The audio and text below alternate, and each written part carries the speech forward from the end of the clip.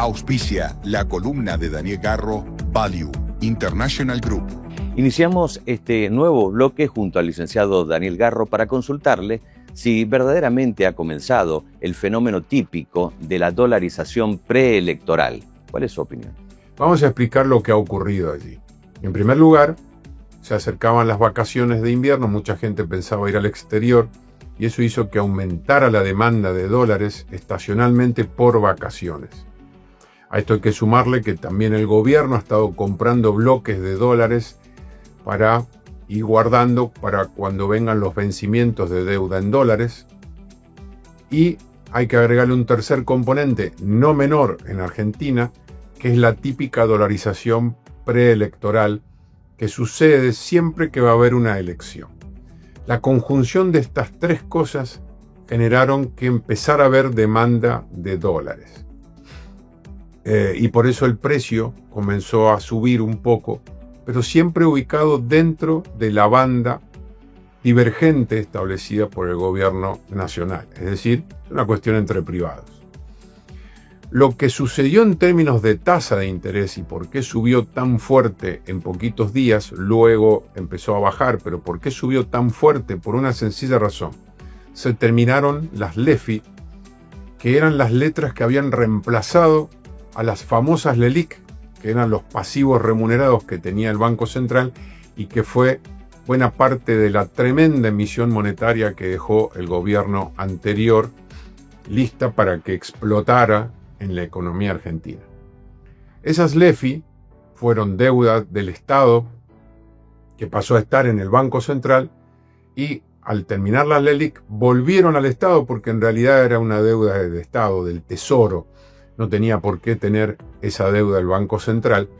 Y el día 11 de julio, previamente a haber avisado el gobierno nacional, se iban a terminar esas LEFIs. Es decir, los bancos ya no iban a poder seguir colocando sus excedentes de pesos en ese tipo de instrumentos. Con lo cual, iban a tener que empezar a manejar su propia liquidez a mercado, como corresponde.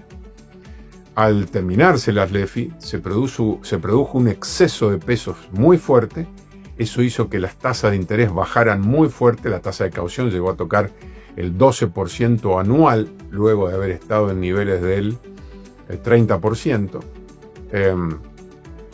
Inmediatamente, por pedido de los bancos, el gobierno salió a hacer una colocación de bonos de muy corto plazo, que se llaman LECAP, con el propósito de absorber parte de esa liquidez, y los bancos se sobreestoquearon de ese tipo de títulos, con lo cual empezó a haber un faltante muy grande de pesos. Los bancos tuvieron que empezar a prestarse entre sí, la tasa de caución llegó a niveles de 3 dígitos en cuestión de un par de días. Eso se fue normalizando, pero el problema fue generado por los propios bancos. Aquí no tuvo nada que ver el gobierno y tampoco gastó dinero el gobierno para nada de esto. Esto es solo una cuestión entre privados. Luego, lentamente, el proceso se fue normalizando y hay una cosa muy importante para explicar que esto no fue convalidado en ningún momento por el gobierno porque no ha habido ninguna licitación posterior para esto.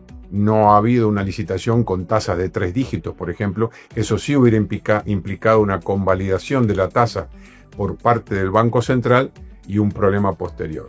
Habrá que ver qué ocurre con la licitación cuando se produzcan los vencimientos de las LEFIs el 29 de julio, pero por ahora no hay convalidación de ningún tipo y ese aumento de tasas fue pura y exclusivamente por un mal manejo de liquidez que hicieron los bancos producto del fin de las LEFI. Lentamente se fue normalizando, pero veremos qué es lo que ocurre en las próximas semanas. El aumento, el dólar inmediatamente quedó trunco producto de estas tasas, pero es muy probable que haya volatilidad también por el tema de elecciones. Así que habrá que estar siguiendo de cerca todos los días ambas cosas. Muchas gracias, Daniel. Hasta el domingo próximo. Auspicia la columna de Daniel Garro, Value, International Group.